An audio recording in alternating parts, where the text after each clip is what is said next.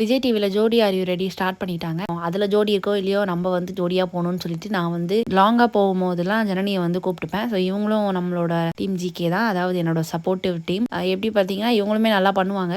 நிறைய பேரும் வந்து இருக்காங்க, பட் இருந்தாலும் இவங்கள வந்து பர்சனலாக கூட்டிகிட்டு போவேன். ஏன்னா இவங்களோட என்னோட கசின் சிஸ்டர். காஞ்சிபுரம் போயிட்டுருக்கோம். போகிற வேலை தான் குன்றத்தூர் இருக்குது. ஸோ முருகனுக்கு ஒரு வணக்கத்தை போட்டுட்டு அப்புறமா நாங்கள் வந்து போகலாம் அப்படின்னு சொல்லி ஒரு டிசைட் பண்ணிட்டோம். போகிற வேலை பார்த்திங்கன்னா ஒரு 4-5 டோல்கேட்டை தாண்டி தான் வந்து போனோம்.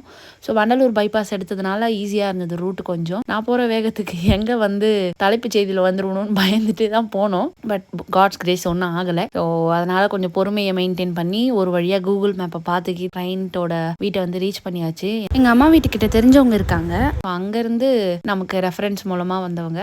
நாங்கள் அங்கே ஒரு 11 o'clock போல் ரீச் ஆகிட்டோம். என்னன்னு பார்த்தீங்கன்னா கிளைண்ட் வந்து வீட்டில் இல்லை. சரின்னு சொல்லிட்டு அங்கே அந்த தெரிஞ்ச அக்கா இருக்காங்க.